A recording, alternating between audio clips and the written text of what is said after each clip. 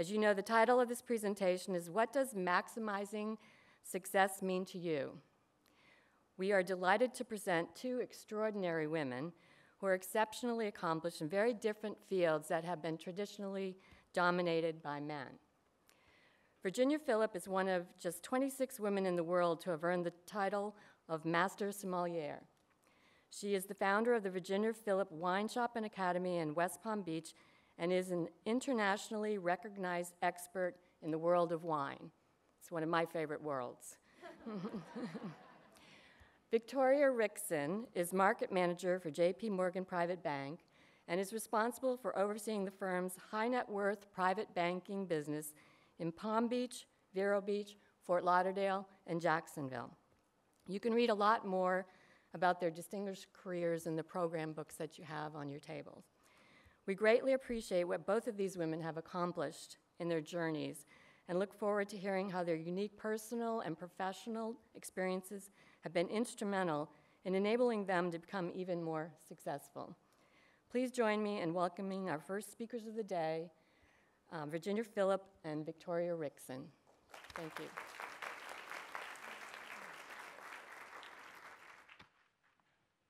Good morning, everyone. So I am Virginia Phillip, and I am a Master Sommelier, and I'm sure most of you are wondering, what is that? Well, I can tell you it's 9 o'clock in the morning, and we're talking about wine already, and that's pretty typical for my day. So I had someone put this PowerPoint together for me. I have to say I'm kind of a humble individual, so seeing myself on screen and actually naming my shop after me was a little bit difficult, although in hindsight, 3 years later, I'm certainly glad that I did so. So a Master Sommelier is someone who undergoes a series of examinations to pass a sort of rigorous exam to make us internationally or connoisseurs in wine. And that includes blind tasting 6 wines. So you have 6 wines in front of you where you have to identify grape varietal, country, region, appellation, vintage, quality level, and then, of course, a service examination in theory. So we're considered to be experts in our field. And yes, it was absolutely a male-dominated field. It's definitely much better than when I first started. And I have to say there were times where I was intimidated and wanted to give up, but I kept going. Next slide, if we could. So in 2002, I flew to London, and I became the 11th woman in the world, the 10th in the United States to pass the Master Sommelier diploma. And I can tell you it was a source of relief for me. However, it took me about a year to sort of calm down and realize that I didn't have to pick up a glass of wine and pick it apart in 50 million different ways, which was kind of nice to be able to enjoy a glass of Chardonnay. So as Anne had stated, there are about 26 women today out of about 214 professionals, so we're still a pretty small number. And why? Why does that happen? Well, let's be honest about it. Because women are expected to get pregnant and have children, and that's not always conducive with the type of work that we have to do. I worked the floor at the Breakers for 3 years, right? Nights, holidays, weekends. I don't have children, but that was a choice that I had to make with my career. I was married. We wanted children, but we got divorced, and so we moved on. The next slide for me, please. Thanks. So after coming back from London after this rigorous exam and being pooped out and tired, I just really wanted to take a break, and I had already signed up for the Best Sommelier competition, and I have never done that before and didn't know what it was. I just knew that there were 30 guys and 2 women competing for this title, and I wanted to just quit and drop out. I said, I'm tired, I'm exhausted, and 2 of my mentors, Andrea Ember Robinson, who I'm sure some of you may know as a wine professional, and Andrew Bell said, you have to do it. And so I flew to New York in my exhausted state, and I'm happy to say that I won. And it was so intimidating to be against these guys because they were working for Jean-Georges Restaurant and Alain Ducasse and Charlie Trotter and all these top places, and I was the wine director for the Breakers, which is very prestigious, of course, but I felt like because I was a woman, I might be sort of stuck, and somehow I won, and I won very well, so yay for me, and at any rate. So all the guys said, you're going to come back and defend your title, right? And I said, well, no, I'm not. I'm a lady, and I'm going to hang up my tasting shoes and call it a day. So I pretty much retired from the whole competition sort of thing and just decided to focus on my career, myself, and to take a break, because when you study for 5 years with no TV, you don't get to go out very often. You're working, you're studying. Your life is consumed by this process of trying to take an exam. I'm sure for those of you who've tried to pass the CPA or the bar exam or examinations for medicine undergo, and probably Victoria, the same. You undergo this time out. You just need a break for yourself. I was really delighted in the early spring of 2012 to have been nominated for the James Beard Award, which is really like the Emmys of restaurant and hotel and wine. I didn't get it, but at least I was nominated, and so I was really happy about that. Next slide, please. Thank you. Okay, so at the Breakers, I was hired at the end of 2000. My sister, I have a twin sister, she got married there in 1999. I thought, wow, what a great place. Maybe I should come work here. And 1 year later, I did. And so many people asked me, well, how did you do it? I mean, this has typically been a man's role. I was the first woman in a wine position that they had hired in the existence of their program. And I said, well, I interviewed, and I feel like I hired the best possible person for that job, and that was me. And I happen to be a woman, so that's okay for me. So we have really done very well at the Breakers. We have 14 wine lists. We have mentored and tutored many, many sommeliers. In fact, this is Juan Gomez. I tutored him. He passed his exam in 2007. So he's the first and only person from Mexico to have passed the Master Sommelier diploma, and we mentored one more person. So we go every year to France. We make our own house wine blend, and we have a really great time with that. And yes, I'm always consumed by men, but that's okay. In the beginning, it was hard because when I first started working at the Breakers, I remember going to South Beach Food and Wine Festival, and no one paid any attention to me, and I purposely left my name tag off of my shirt because I thought if they see I'm from the Breakers, they'll pay attention to me, but I want to see how they treat me just as a normal tasting individual. And you'd be surprised at how many people ignore you when you're trying to get a little sip of wine to taste. And finally, about 30 minutes in, somebody realized that I am the new buyer for the Breakers, and people started running after me. So after that, it became a little bit easier. But excuse me, there were times where if you've not been in the wine and liquor business, you'll realize that you have these people who say, I'd like to make an appointment with you to have you taste some new vodka or a new wine, and I'm bringing 2 people. Okay, great, no problem.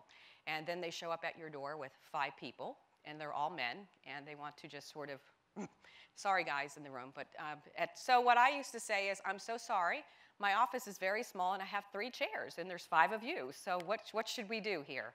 And so slowly, but surely, after years, I finally got to the point where I really earned their respect, and they realized that, you know, I'm a fair buyer, I'm a fair individual, but I'm not going to be intimidated or let people try to control my buying procedures and how I do things. I'm here to buy for the best possible result of my hotel, which is what we did.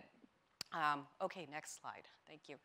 So after 10 years, I promised myself I needed to go and do something else because when I was finally at the top of my career, I knew I had to do something different, that I could not rest on my laurels. And that's a personal decision for me. It was scary. It was hard. But when I graduated from college, I moved to Aspen to go skiing for a short time and worked in a wine shop. And, you know, I started in the wine career because my dad was Italian. He'd give us little sips of wine mixed with water at holidays, Sundays. So drinking wine was not a big deal to me. I never drank beer. But I loved the camaraderie that we had in that shop in Aspen with the snow coming down and skiing, and wow, it was great. So I said, one of these days, I'm going to open this shop where people can come and feel welcome and learn about wine in a very non-intimidated fashion and feel like they can learn something without all the hoopla. So in 2009, I started looking for a space. It was right after the economic crash. It was really horrifying, but I thought, I have to do this. If I don't do this now, I will always regret it. And I actually panned the idea in early 2010, and then finally at the end of 2010, I said, I've got to do this. If I don't do it now, I will never, ever do it.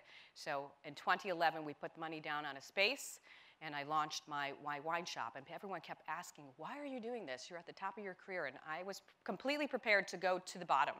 And I said, I have to do it. If I don't do it, I'll always regret it. So I did open in 2011.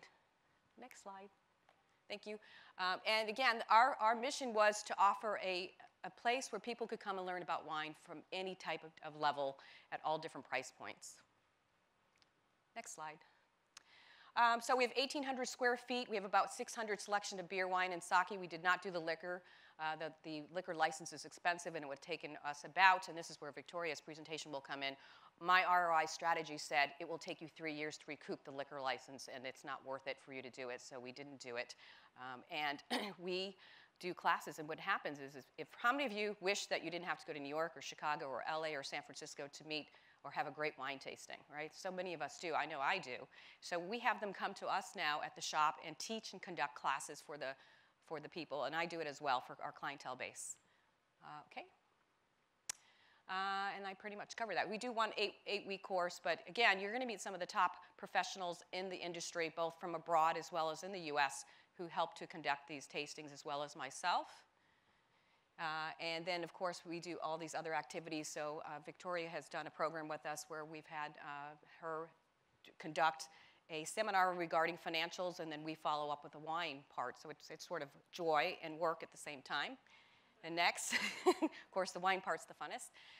And then, of course, I judge competitions, Dallas Morning News, the Decanter World Wine Awards, and as well as American Fine Wine Competition right here in South Florida. So I'm very, very fortunate to be able to travel the globe, hardly ever on my own dime, which is a nice thing, and to be able to taste. Of course, tasting 100 wines a day, that's a real challenge. It's surprising my teeth are still intact, but they are, which is good. Okay, next slide. Okay, so I'm also working on a couple outside projects. One is with Gabrielle Union. She has the vanilla pudding label, which is something that we're doing with the brand Elite. For those of you who do not know who Gabrielle Union is, she just married Dwayne Wade. And then I just was recently appointed as the consultant for NYY at Coconut Creek. Where do I find the time? It is tough. In the beginning, I would wake up in the morning wondering how I was going to put one foot in front of each other because it was hard, but I somehow would manage to get through the day, and through the day, the financial strain was significant for me. It was a huge undertaking on my part, and fortunately for me, when I gave my notice with the breakers, they asked me to stay on board, so that was my safety net. Okay, great. So a couple of rules that I live by, aside from being true to yourself and always following through on your promises. For those who work in the wine and liquor business, and I am pretty well known nationally, if not internationally, they know that if I say that I'm going to take 100 cases of wine, I'm going to follow through and take 100 cases of wine, which sounds like it should be normal, but you'd be surprised at how many buyers commit to that, have that wine brought in from another country, and then say, you know what, I'm not going to take it. So after 40, it is still possible to change careers. Is it harder? Absolutely. And again, I don't have children. I can only imagine this, you know, how difficult that would be. But choose a location that you really feel most comfortable with, because you are going to spend a lot of time there, a lot of time. Explore all your options. What is the best possible thing that I can do to try and make my goal become an execution and successful? Be financially prepared to do this, because it will take a lot of financial strain on you as well. And surround yourself with positive people. Even my very best friends were naysayers. They said, you are absolutely crazy to do this in an economic crunch. What are you thinking? And I just really had to stay true to myself, because I thought, what's the worst possible thing that could happen? I'll fail. And that's, again, that's not the end of the world, but I felt like I would have failed had I not tried.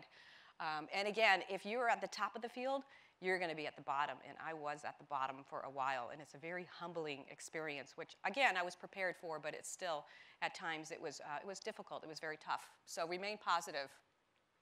Next slide. Okay, don't be surprised if all the clientele you thought would shop at your shop or do come to see you absolutely don't. So build your business plan around the clientele base that you think, because probably your friends and coworkers may or may not stop by. So that was one thing I learned and had actually pre-prepared for, but it did shock me a little bit to see, or for people I thought for sure would come, didn't come. And then allow yourself to maintain at least one or two things that you really want or that you enjoy the most, whether it's walking every morning, your facial once a month. You must do that, because I found that if I didn't, I was going to go berserk. I was so used to having certain things, and I couldn't really afford to have all those things now, because I just opened my own business, and it was a struggle. But I made sure I got my facial once every 3 months, and every day I would try and get my exercise in, because it's important to be kind to yourself. And then I had to learn, don't undersell your services. When you first launch your business, you get so scared that you will not be able to make ends meet, and therefore you have to undercut your pricing. And I had to say to myself, is there anyone else out there who could do this job better than me? And I had to say, and of course I had people, of course, support me and say, no, there's not, Virginia. You have to charge what you're worth, and that's what I have done. It took me about a year to do that finally, because my time is precious and valuable, and so I want to make sure I'm working on projects and doing things that I enjoy that also can be somewhat profitable. So stay ahead of the curve is my basic motto. So thank you.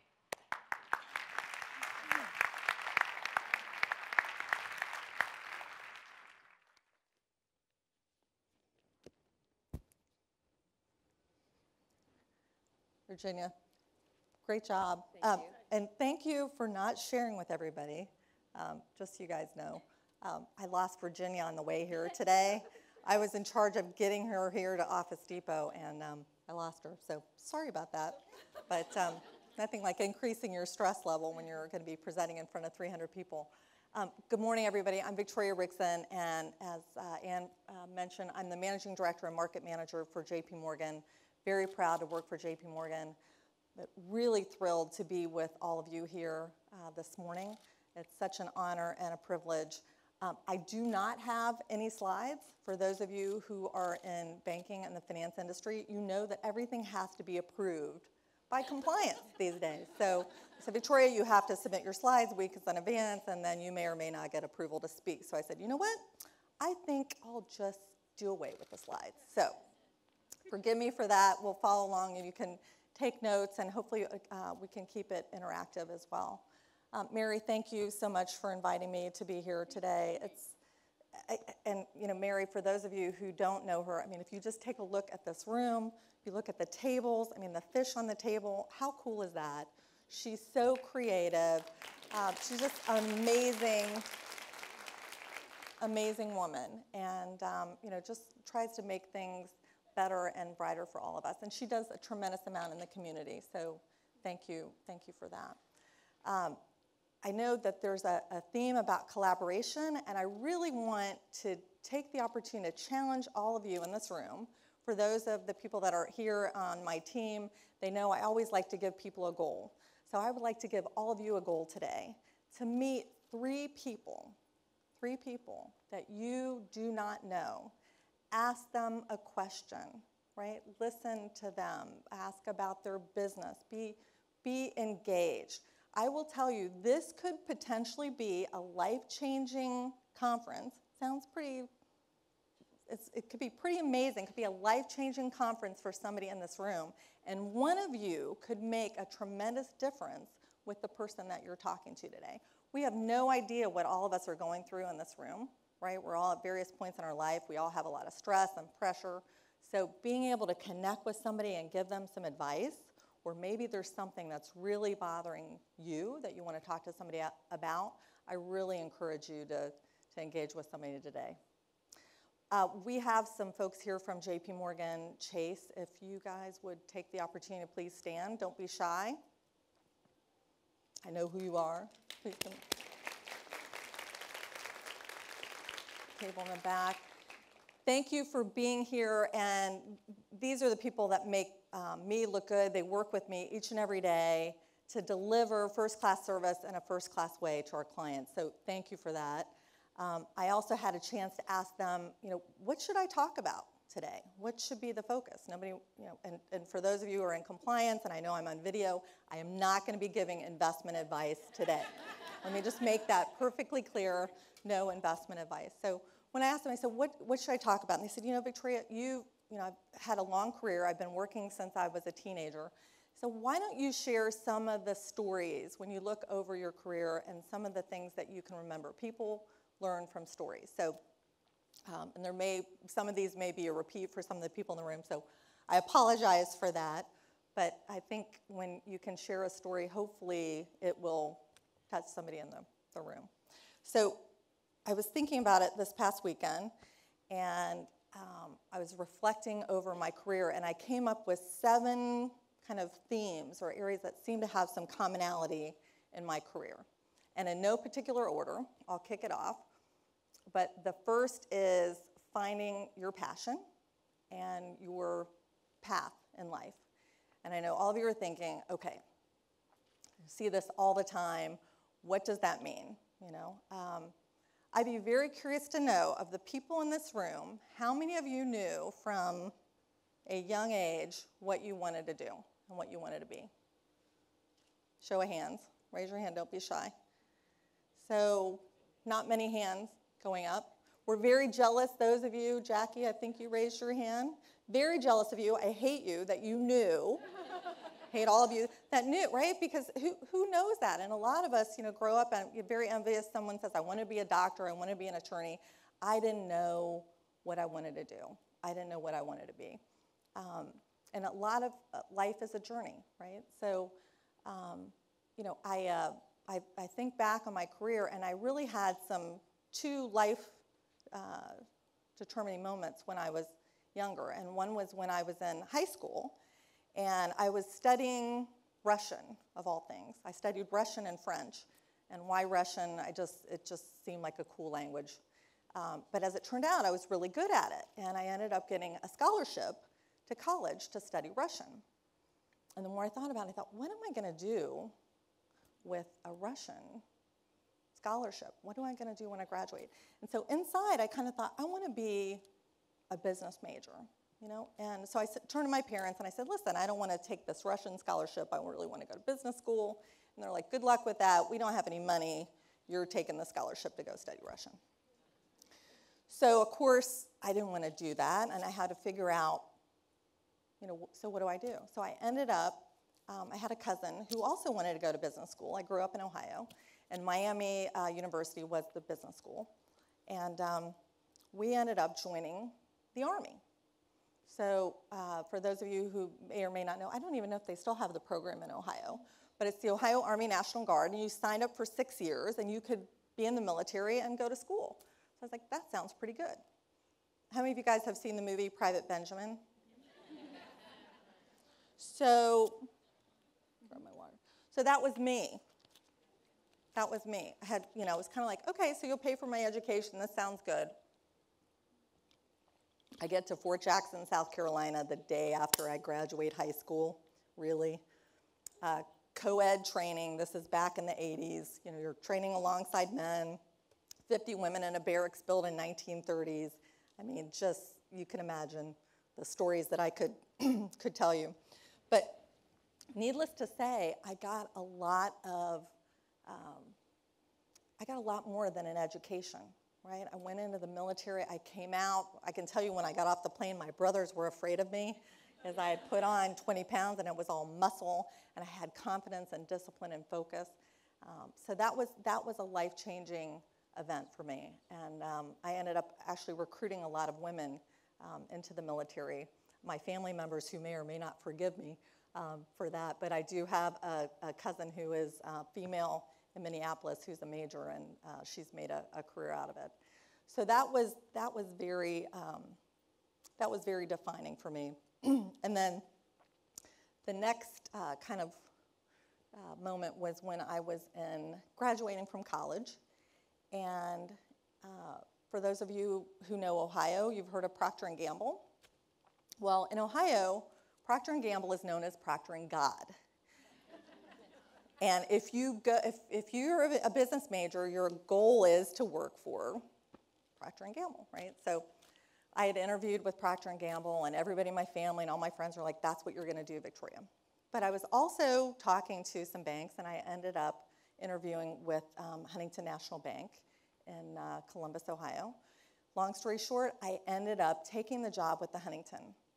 And I was so criticized by my family members, my mother, who was in banking, by the way, and she did not think that women had a good shot in banking. So she really wanted me to take the job with Procter & Gamble.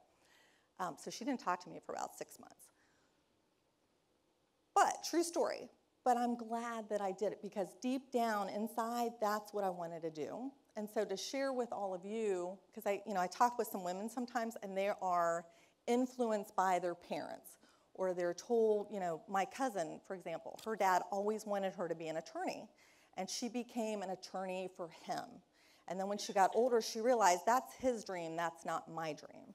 So I was very fortunate to have the courage and the fortitude to say, you know what, this is kind of what I want to do. This is where I want to be.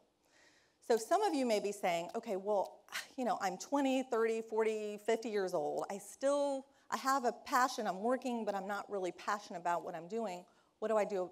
What do I do about that? Is it over for me? And the answer is no. I was at an event a few weeks ago. A good friend of mine invited me to do a vision board. Have any of you heard of vision boards? Few. If you haven't, those of you who have, host a party. It's really cool. I was with 5 other women I didn't know over wine, of course. Wine is always involved in a lot of things that we do, wine and hors d'oeuvres. And we talked about, what we wanted to do, what our visions were. Victoria, what are you thinking of for the future, right? What are your goals? So there was a lady there who's talking about starting her own business. And we talked about that. And we had piles of magazines, and she cut out, different things about her business. She had her organizational chart, and we talked about that. So there are ways for you to be thinking about, what do I want to be? And leveraging people in the room and do it in a fun way. So that was a really, really great experience. So finding your passion, first and foremost. Second is about risk. Okay, so I'm in banking, I'm in financial services. Do you think I would take a lot of risk? Most people would say no, but in fact, in my career, I have. In my bio, if you look at it, it shows that I was with Bank of America for 17 years. Wonderful company. I have some fabulous friends and colleagues that still work for the firm. What you don't see in my bio is that 7 years working at Bank of America, I actually left when I was 30 years old to become the president of a community bank in Fort Lauderdale. So, and I happened to be playing golf. I heard about the opportunity, and someone said, Victoria, this is something you should consider. I thought, I've got a great job. I don't need to, go be the president. What do I know about being a president of a bank? So I just did it for fun. I went to the board. I said, you know what, they're never going to hire me. I'll just sit at the board meeting. And I said, your name sounds like I think I said a mental institution or a retirement home. And these are the things that I would do. And I was just very candid about it. And next thing you know, I've got this offer. And my husband's like, oh my God, you're going to be the president of a bank? I'm like, I guess so.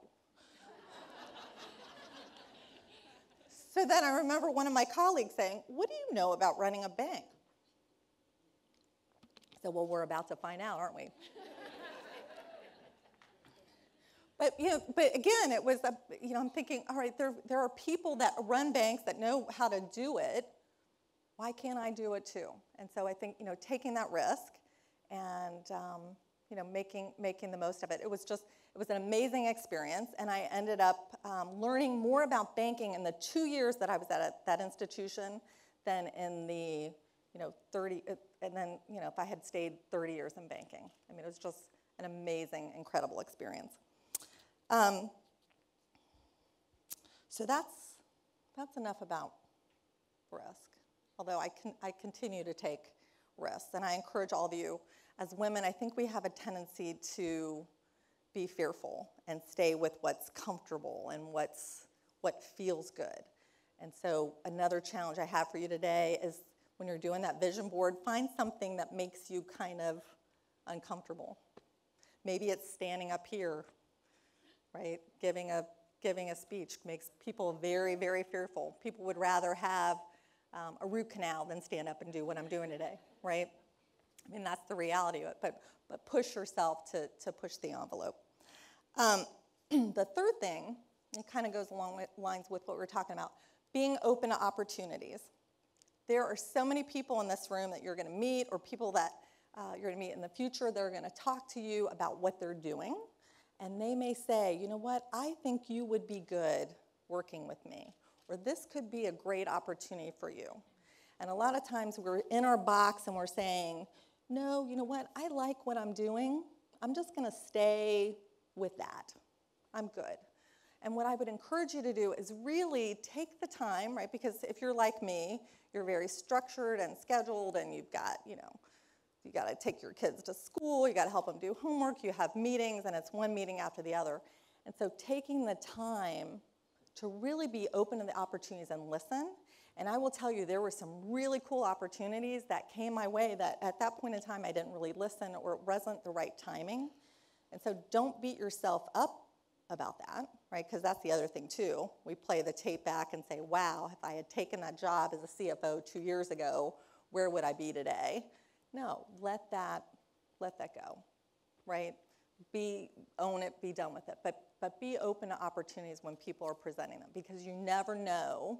The expression, when one door closes, another door opens. There are opportunities with people in this room, ideas for new companies. I mean, you see that most people now have 7 different careers in a lifetime. It's pretty cool with the world that we're living in. So being open to opportunities is important. The 4th one, asking for help. You guys good at asking for help? I wasn't. I was very fortunate to get married, have 2 children. I now have 2 teenagers, 18 and 14.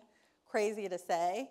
But as a mom, you learn, oh my gosh, if I have a full-time job and I'm helping with nonprofits and I'm raising my kids, I need help. And I think being very clear and telling people that you need help. One of the things that's been my sanity for the last, 20 years or so, we do Sunday meetings in my family. A little corny. People always say, oh, you have your family meeting? I'm like, yes, we do. We have a family meeting. But it works. And we sit down as a family and we talk about the week coming up and what we have going on and who's going to be at what event. And it could be a week where I'm out of town. And so explaining and telling your kids, this is where mom is going to be. Here's where dad's going to be. And really kind of being hyper-focused and vigilant on your planning and your calendar, I think is really important. And it's helped me a lot over the years.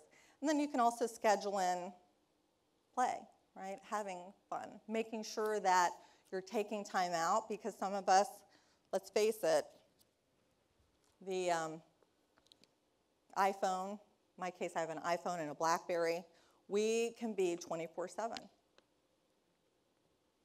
When my son was a toddler, he gave me a strong message when I came home one day, because I was talking to my husband and reading my BlackBerry, set it on the island. He took the BlackBerry and threw it in the trash. And I said, that's my message. That's my message. Be present. You can't be working all the time. This next one, the 5th one. In fact, Jackie, I have you to thank. Jackie is my Facebook friend, and there was an article that was in the New York Times about a week ago. If you haven't had the chance to read it, it's about learning to love criticism. I thought it was an amazing article written by Tara Moore. And it talked about how women shy away from criticism, and sometimes we believe what's being said when we're being criticized.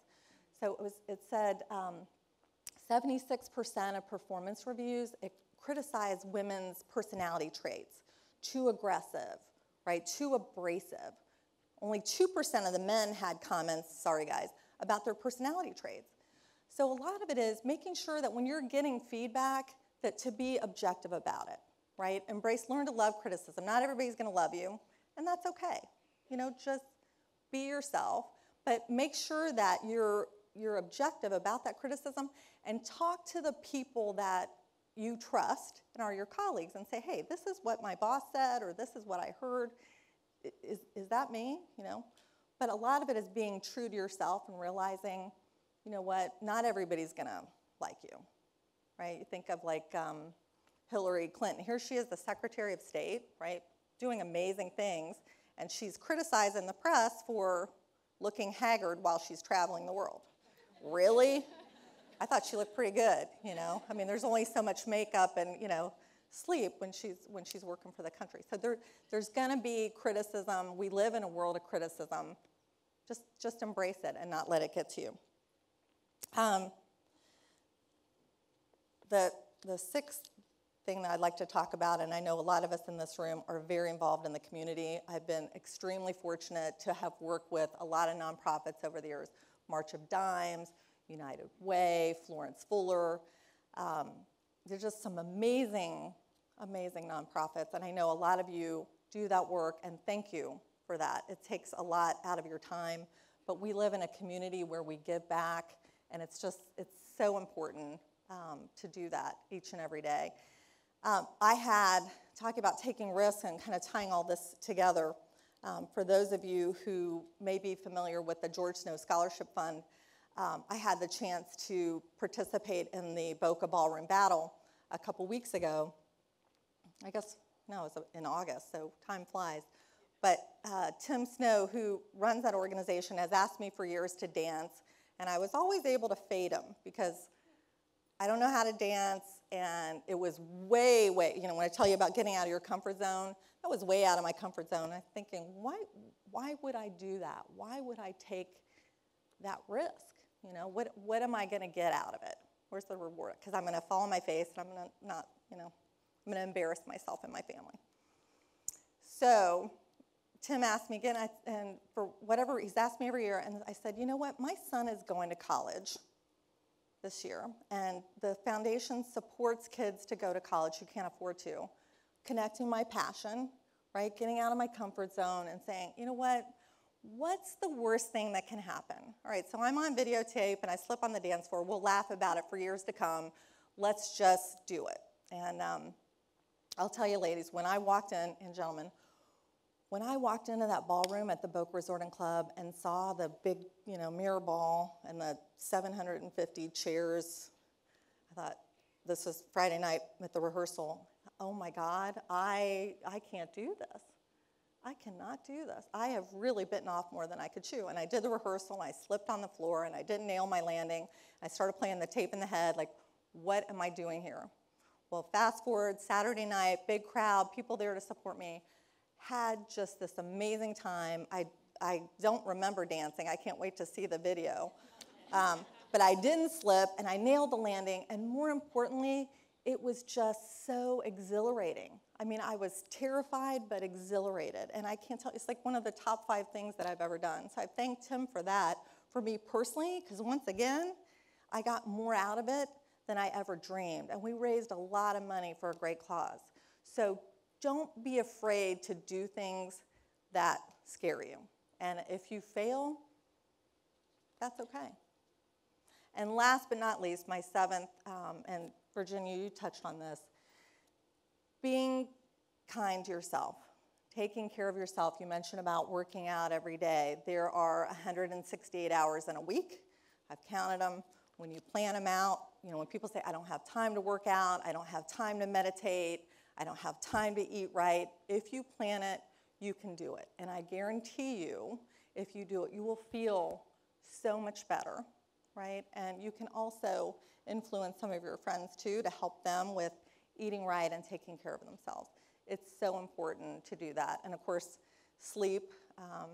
I love sleep and I love naps. So whenever you can do that, it's important too. So those are my top 7. I just want to tell all of you, I'm just so thrilled. Hopefully you'll have a chance. I know we're going to do some Q&A, but remember, there's one of my favorite quotes is by Ralph Waldo Emerson, that life is truly a journey. It's not a destination. So enjoy the journey, ladies. Nice being here with you today. Thank you. Thank you. So, this is our first set of speakers. I know everybody got up very early, and I know that it's hard to get your minds going here, but these guys really opened up the door for some great conversation. So we have microphones on either side of the room, and we would love for some questions. We wanted to leave time at the end of these speeches for people, or I guess they're conversations, they're not really speeches. So for you to ask questions of them. And when I think that the best thing to do here is if you like, please come to the microphone. And at the tables, the table moderators are also there to help in getting some conversation started. I'm going to start. Do we have a conversation? Great. Start ahead. Go ahead. Good morning, everyone. Beth, if you'd be so kind, introduce yourself. Oh, great. Good morning, everyone. I'm Beth Johnston. I'm the Director of Local Relations for Florida Atlantic University. And I have a question for both women up there, and it has to do with the fun factor. So we all know we have to like what we do, and we have to have fun with what we do, or why are we doing it? So Virginia, that's fun.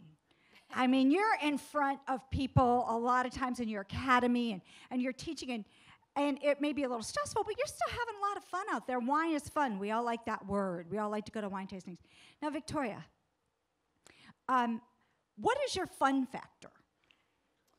My fun factor. Your fun factor in what you do.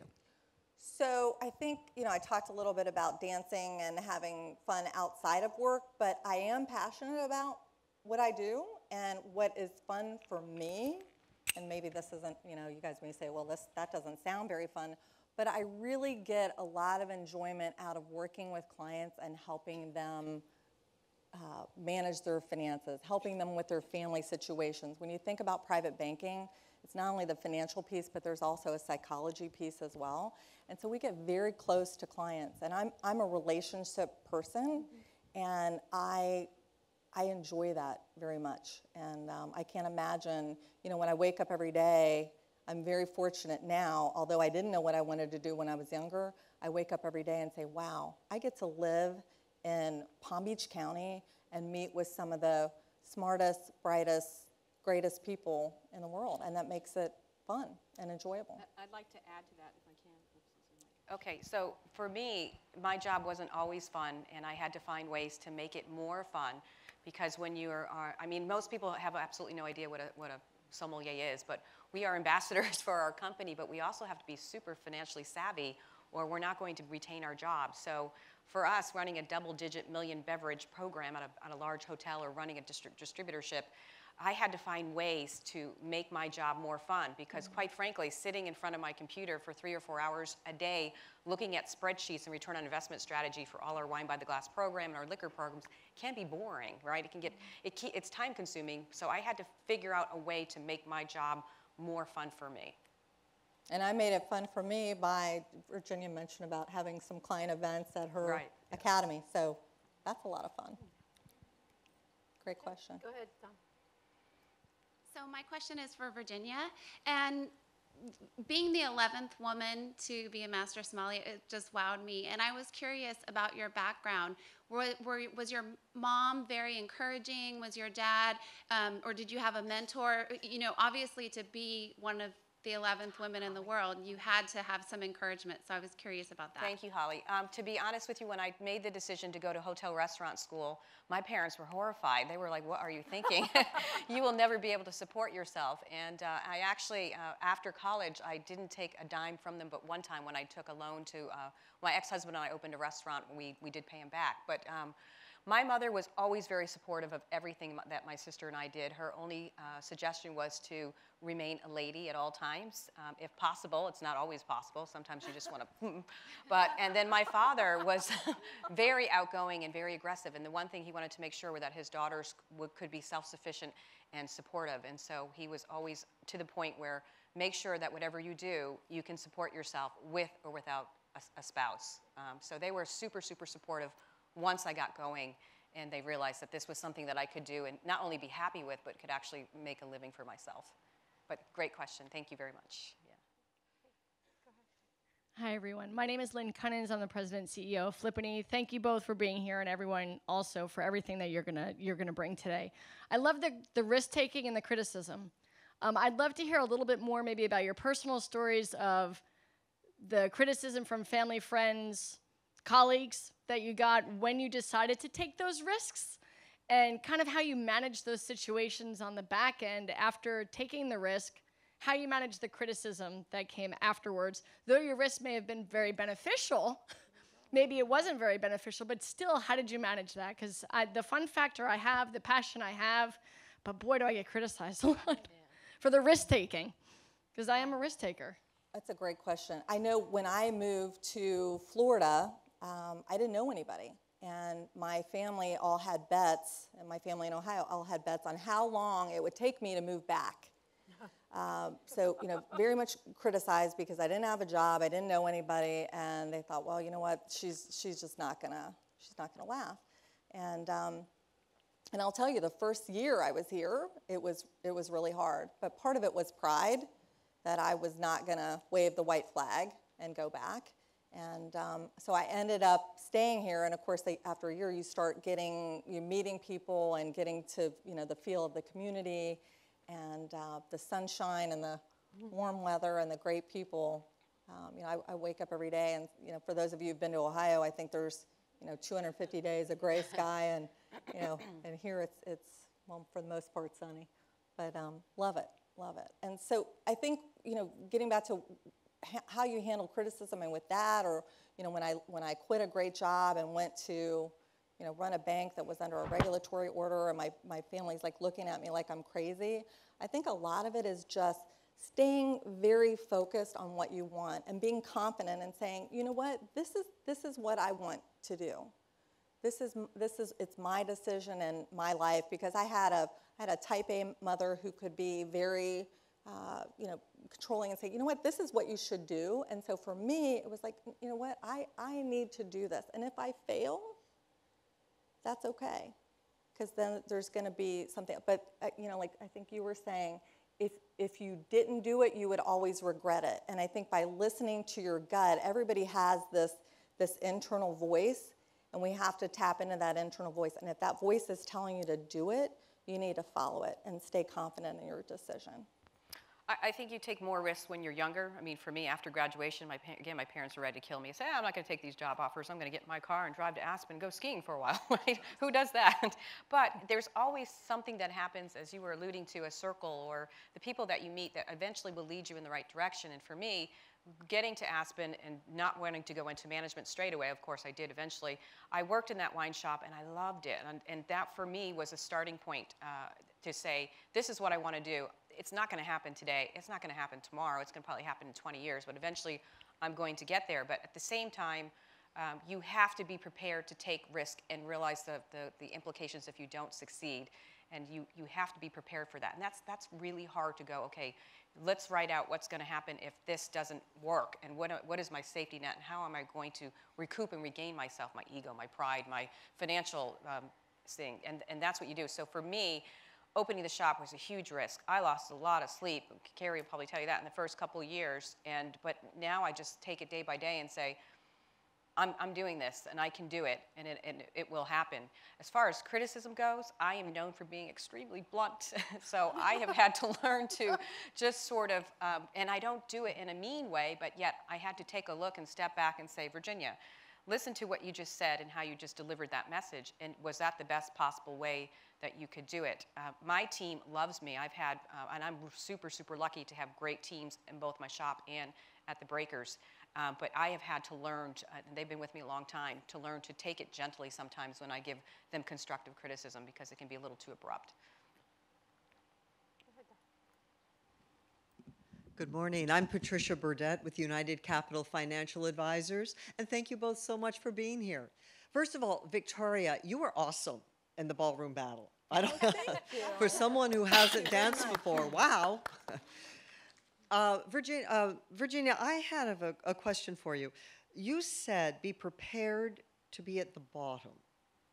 Why do you feel that just because you opened your your shop after you had been at the top of your profession, why do you feel that you were at the bottom? Because retail is a totally different dynamic than it would be for on-premise. And for those of you who, again, it's like buying, when you become a buyer, everything is at your fingertips. And yes, I am a buyer at my shop, but I'm in retail and I'm competing against Total Wine, Crown, ABC, and all the small independents. And there are a lot of naysayers who are going to say, she isn't going to make it. Those doors are going to close in 6 months. You watch and wait and see. And so I had to start from the beginning. I was able to, and this is the other thing you don't want to do, I could have had a lot of my equipment paid for by distributors if I had taken it. And I said, absolutely not. I will not take any money from anyone, because I don't want you to direct to me how I'm going to run my business. And so you're not buying my glassware, you're not buying my ice machine, you're not buying anything from me. And so you can make a lot of enemies at times. And so I was prepared to be at the bottom, and I truly was at the bottom. I had to start from scratch. Yes, I had some edges up that other people did not because of my relationship in that community. I can't imagine if I had not opened my shop in, say, Boca or in Miami, where people didn't really know who I was. So I got some benefits, but I was at the bottom. Yeah. And very quickly, for both of you, and the theme of this morning and this afternoon, both of you have obviously been extremely successful. How do you feel, and what does being more successful to you look like? What does that mean? Just very quickly from each of you. Well, for me, I just think you have to keep finding things that you're passionate about, and just whether it's in the same theme or not. And so for me, people always said to me, well, why don't you write a book? Well, do we need another wine book? No. So I'm working on a low-cal wine out of Tuscany, and it's going to be released soon. So for me, I just keep finding things that I love and just keep going. So I'd be very interested in that. I am too. I want to lose weight. Taste test. Absolutely. No, it's a great question. And when I was doing my vision board, and we were talking about how you kind of connect the dots with the nonprofit things that you do, and your family, and your work, and and the question about having fun, I really get a lot of enjoyment and satisfaction out of helping women in particular with investments and finances. So I think for me, what else can I be doing, and what does my future look like? I see doing more of that in the future, and specifically focusing on helping women, because I think so many times, particularly where investments are concerned, women have a tendency, not to generalize, but sometimes just, not be knowledgeable, not really want to learn about it, and I really enjoy doing that. So that's part of my vision board. Good morning. My name is Nicole Richards, and I'm a student at Palm Beach State College, and I also work at the Career Center. So I'd like to thank Dr. Russell for inviting me, and April, my manager, for come today. And my passion, though, is helping women to get clothing to go on job interviews. So I started the Community Closet. We help over 300 families that receive food from Boca Helping Hands. And I just got back from spending a month in wine country. I grew up on a vineyard. So when I was 8, my first job was picking the leaves to let the sun grow on the grapes. And I wanted to ask you, Virginia, what is your passion that connects you to wine? Because spending, so much time tasting 100 wines a day, you have to be very passionate towards it. It's the people. I mean, what they do, whether it's a vigneron or a winery worker, someone who's in packaging or marketing the product, there's such a passion for what we do. And it's an agricultural crop at the end of the day, so it comes from God and all the weather and everything that's associated with it. But being in those vineyards and touching the soil and looking at the grapes, it's just, for me, it's exhilarating. And it's always changing, right? We're always hearing about the next new wave of grapes and et cetera. So for me, it was just that whole intrigue and the challenge of the overall broad topic. Yeah. I feel the same way about wine since growing up with it. We should be doing this lecture last, by the way, because I'm the wine girl. I was a little horrified I was first, but thank you, Mary. I'm also president of our college club Golden Z, which is an international organization to help advance the status of women worldwide. And you both had talked about having mentors, and we're always looking for mentors, so please come see me later if you're interested. And I wanted to ask both of you, what was some advice that a mentor gave you that helped push you along? Wow, that is a great question. I think back, I've had a few mentors in my career. I still have one in particular, and the best piece of advice that I've received is to stay true to myself, to not try and be something I'm not, right? My style, where I just embrace that as a person and not try to be somebody else. Thank you, that's great advice. You have to be happy. You have to wake up in the morning and want to get up in the morning and just keep going. I don't think mentorship ends. I think it continues on. I consider both Mary and Bob mentors for me as well now. And I think that you can take advice from so many different people and different mentorships along the way and just continually use them and bounce ideas off of them and let them pick you up when you're feeling a little low. Thank you. Well, I'm honored to hear both of you speak and to be amongst such amazing women today. Thank you. Thank you.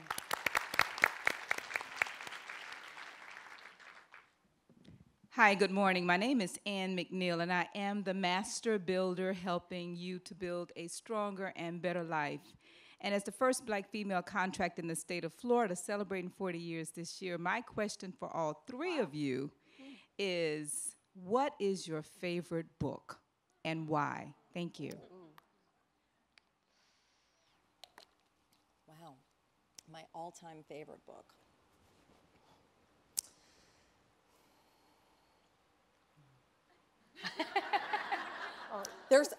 I'm going through because part of it's like if somebody asked me the fun question. You remember that? So I'm like, okay, so if I say like a financial book, they're gonna be like, oh, she never has any fun. So I just read the book Gone Girl, and I know the movie's out. I hear the movie's not as good as the book, but that book was amazing. My husband looked at me and said, "You're reading fiction? Awesome!" But couldn't put that down. If you haven't read that, I would recommend it. There's quite a few really great books, but there's one with Stephen Covey about the 7 habits, right? Effective, right? So Effective, that's yeah. all the Covey books, and then there's the one about having successful habits with teenagers. I'm not getting the quotes right, but the Covey books I think are some of my favorites because I'm such an organizer and a planner, and I learned that very early in my career, and I think that's helped me with balancing all that I try to do, and sometimes I take on too much, but it helps me with kind of plugging things in, and also keeping in mind what's important, right? So when you're looking at all the things that you have to get accomplished, what are the most important things that you need to do that day? And Stephen Covey was the one that taught me that. I'm not much of a, I love to read, but I have to say, when I was studying all the time, that I would treat myself to a book on the plane ride home, and it was always fiction, and it's always nondescript. But I guess Judy Blume's books were really great when I was growing up. Wine and War, which is a book about the Second World War and what happened to vignerons who were making wine at that time, who were unfortunately tossed in jail, and their struggles and their survival methods to getting through World War II under German rule and retaining their vineyards, I think is really, really fascinating book. So. Well, do you want mine too? Okay.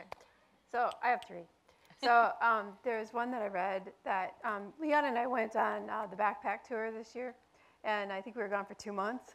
So I read one that I'm sorry I don't remember the author's name, but it was just a funny book. And it was a comedy book. And I met the author in the Atlanta, the bookstore that's in Atlanta's airport. And it's a put your big girl panties on. And it is just a funny, and it is so us. and so I was like, I thought it was a hysterical book.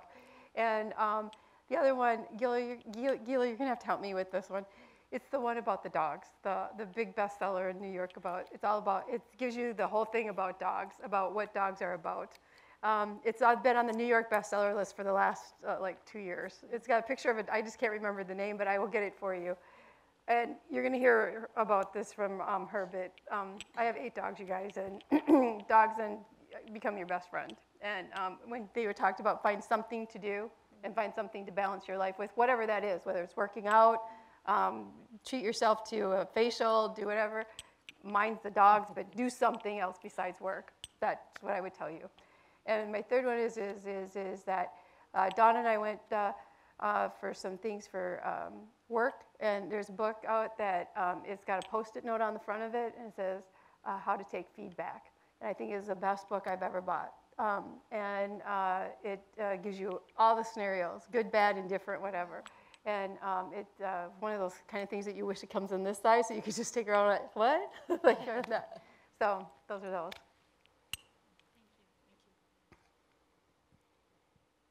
Is there any? Hi. My name is Diane Evans, and I'm with Girls on the Run Palm Beach, which is a positive youth development program that uses running to help girls build self-confidence. And Nicole asked part of my question already, which was about mentoring, but I'm a big fan of Shark Tank. And a lot of times when people come across these investors, they say, throw in the towel, your idea is ridiculous, go away, you're not going to find investors. So my question is to you, have you had people tell you, throw in the towel? And if so, was your mentor the one who said, you know, don't do this? Or who was it that picked you up and so that you didn't throw in the towel at that time when others were saying to throw it in?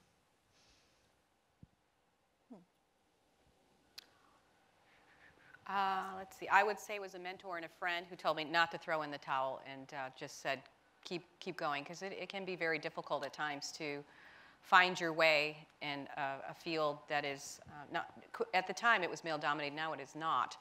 You know, when you, and I don't work the floor at the breakers anymore, but I did for 3 years, and to go to a table and have people turn you away because you're a woman and they want the guy can be a little bit humiliating at times. So you just have to tell them, you know, this is the way it is.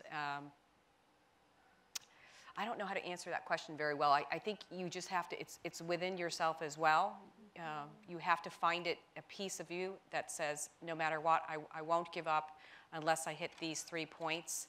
And if you get to that 3rd point, you have to look for an alternative. And if there's no alternative, then you have to give in. It hasn't happened yet. Hopefully, thankfully, yeah. Well, I think I look back on my career, and there were times when, you know, as I was looking at advancing in my career, right? And part of it, I had actually been given 2 opportunities for promotion, and I was pregnant both times, so it was a really good excuse. I was looking to stay in South Florida, so it worked out for me very well. But in terms of throwing in the towel, I think it's more about staying true to who you are and what you want to do at that point in time, right? So I could have said, you know what, I'm going to take this promotion, I'm going to travel, I'm going to move my family, and you know, go on to bigger and better things. But I came back and said, you know what, I need to look at where I am at this point in my, and once you're married, and for those of you who have children, it doesn't become about you anymore, it becomes about them. So sometimes it's about helping and raising your family, and then mirroring that with, you know, where you want to be with the job that you're doing, right? So I was sharing with Mary last night at dinner, you know, right now my goal as a mom, I have an 18-year-old that's off to college and a 14-year-old who's a freshman in high school. I just want him to graduate high school and become a solid citizen, and then it can become more about me. So I almost feel like there's another chapter for me when someone was asking me about, you know, what else can I do? I'm almost kind of holding back a little bit to take care of my kids, and then I'm going to do something like Virginia. Open your own winery. Yeah, maybe we'll team up. Hi, good morning. My name is Melissa Norman. I'm from JP Morgan Chase, and I have a question, but I also have a comment. So all the ladies, like in the middle and the back, I'm so glad I asked a question because they have the penthouse fish tanks up here. You've got to check them out. They are like 10 times the size they are in the back. And I do have a question as well. So Victoria, you challenged us today to meet 3 new people. And so my question for the panel and for Mary as well is, what is your strategic approach when you enter into a networking event where you don't know anyone? And I know that's hard to imagine that none of you would know anyone, because I'm sure every event you go to, you know at least one person. But what's your approach when you attend that event to meet 3 new people?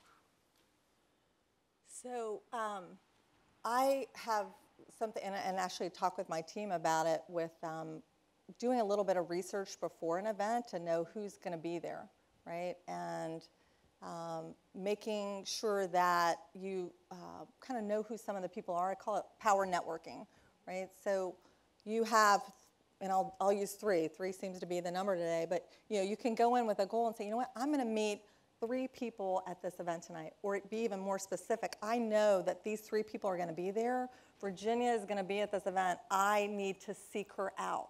And the best thing that you can do is say, hey, Mary, do you know Virginia Phillip? Yes, would you mind introducing me to her?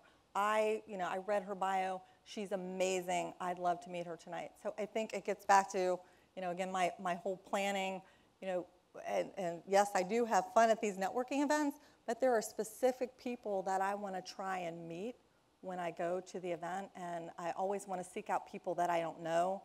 If there's someone speaking at that event, I always want to make sure that I connect with them. There might be something cool in their background. They might be from the Midwest. A lot of people here are from New York, so I always want to make that Ohio connection.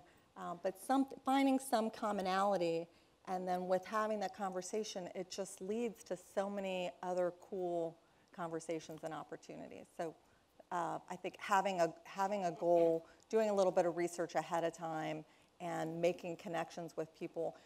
People genuinely want to meet you. They want to talk with you. But if you think about it, when you go in a room, if you go in a room this size, you think, oh my gosh, there's so many people, I don't know where to start. But you look through your book and you look at people and you hear us talking, and then you say, you know what, this is somebody that I think I might have something in common with, and seek them out. I was actually a very shy person, being a twin. My twin sister was much more outgoing and outspoken than I was. So I had to learn to be able to, as you said, it was horrifying to go into a room where you didn't know anyone. But what I have found is most people are probably thinking the same thing you are. So be open to the opportunities that are presented to you. There are times when I don't want to do things, but I say I'm going to do it because it's an opportunity. And I usually try and think about 3 things that I find most people are interested in, obviously wine, haha. And whether it's something that I read in the newspaper that morning or something I saw on television, and I try and connect 3 different things that I could come up with to have a conversation with someone. And then, again, I think anytime you meet someone, it's an opportunity, whether it's a learning experience in a good way or a bad way. And so I try to, again, look for people I may know and cling to them, and then and once I've done that, I will separate off for them and try and meet new people, because you're there to meet new people and to expand. So that's usually my approach, is just to read or find 3 things to talk about. So I think that for me, it's more about the thing after the event. So at the event, you're right, to go in, I think the most important thing is you listen to the people that are coming up to you, talking to you, because I've been to events before where people, while they're talking, they're doing stuff on their phone, or they're talking on their phone. If you're at an event, you're at an event. And so the whole idea is, because I will tell you, it's a huge missed opportunity to not take advantage of the networking piece. I can tell you, just yesterday, just from the stuff of being able to talk while we were setting up the room and people came in, or the opportunity that we had last night just to talk among each other, there was things that we found out about each other, and none of us pulled out our phones, none of us did any of that, we just talked. And, but I would tell you that today, when you get the business cards and you get each other's business cards, it's the after piece that's so important. Follow up on the business cards. Follow up if you promised that you'd call, or you promised that you'd send an email, or you promised that you would do something with those people, do it. Because then that comes to integrity. That comes to the follow-up of, who and what you said your business was, or who you said you would do, or that you said you believe it. Because what this really is we're playing the facilitator here today of a convening of very powerful people. And so you are the difference makers between these people to do that. So if you come today and you do all this, and you meet these people, and you find somebody, and then you don't do the follow-up part at the end, then it's kind of a waste of a day. Thank you, ladies. Good morning. My name is Dina Bellows, and I am a CPA at Bellows Associates. We are women-owned, and excited to be here. Early in my career, I sought out a very organized, successful editor of a local newspaper. And I took her to lunch, and I asked her, and I'm asking the 3 of you, what are the tips, the aha moments of organizing our juggled life that you could tell us that, wow, that really makes a difference, and I'm consistently doing it? I think it's important that you have to realize that you can't do everything yourself, and you have to delegate. And I do a lot of delegation. A lot of my coworkers or peers have told me I'm nuts to teach my entire staff everything I possibly know, and I tell them that it would be the wrong thing to do to not teach them, because if something happens, I want them to be able to step in and take my role, because then I've done my job correctly. So that's the first thing, is to delegate. And the second thing is to get someone on your team who can keep you organized. And for me, that was bringing another employee on September 1. She was part-time and saying, you know what, I need her. We're going to pay her somehow, and we're going to get it done because she keeps me super, super organized, and that's what I do. How about in your personal life? In my personal life, I don't have one. No, I'm just kidding. My personal life, I try to carve out time for myself, and I have 2 nieces and nephews who I adore, and I just took them for 3 nights. And like you said, when I have my time with them, that's it. I just disconnect and say, you can't reach me. I'm going to spend my time with them. And I do the same when I spend time with my boyfriend, sort of. Sometimes he gets annoyed. Get off the phone. So, but yeah. And for me, as I mentioned, I'm hyper organized. I like kind of the challenge of having kind of my day planned out. And of course, no day ever works out the way that you think it's going to.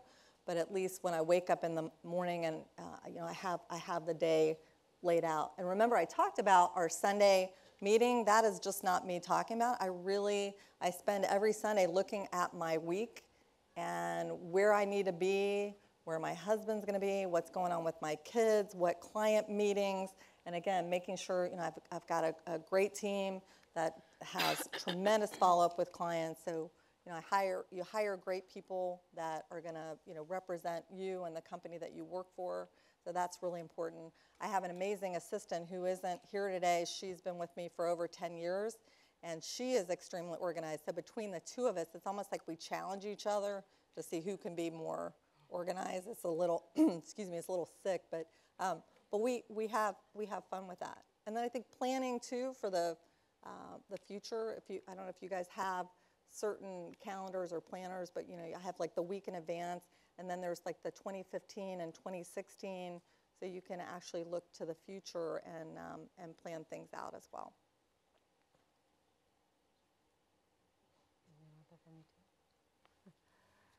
Okay. Thank you. Thank you. Oh, did you want that from me? Because organization is probably not my greatest strength. I'll help you. Yeah, right. No, yeah, well, I carry pads. It's all in my head sometimes. So it's like, and so I have to be able to be a much better communicator of that with my team. But what you see in front of you wouldn't happen without having a great set of friends and volunteers that help. And so I think having a strategic partner such as JKG and the team that we have on staff to help us pull this stuff together, and not having, so when you have this crazy idea that you want to have fish in the middle of the table, and they're like, well, why didn't you get fake ones? Well, who wants to look at a fake fish floating around? You want real ones. Having a friend that says, yeah, we can get those, and we can help you with that. Nobody that's going to be the naysayers all the time and say, no, you can't do that. So I would say to you is that, yes, when you have it planned out and say, this is what we're going to do, and making sure that they all understand this is what you're going to do the table layouts, and you have this regular routine that you do. And then I would also say, being able to say no. Saying for the things, and in this business and what we do, it's very hard because you're in a community business where you have, it's seen that you're helping with a company to be their face in the community, but then you're also a nonprofit where you only have a limited budget to be able to do what you have to do. So you have to really pick and choose what is it that you're going to do. So it's being able to teach the people that are soliciting for you, present your business case. What is it that you want to do? And I'll do the best that I can do for that. But I think that is one of the hardest things to do is to learn that, but you must learn that, and how do you deliver that, and how do you teach that part of it. And as far as balance goes, when you have 8 dogs, and then I volunteer my time to a shelter, and but that gives me the greatest joy on that end of it. So. But I would offer to all of you, you find something else besides work, because it does not make for a rich conversation when you're at a business dinner that the only thing you talk about is your work. So you have to have that. So I want to thank you both. I want to thank all of you in the audience. You are amazing. You made the first session amazing. I thank you very, very much.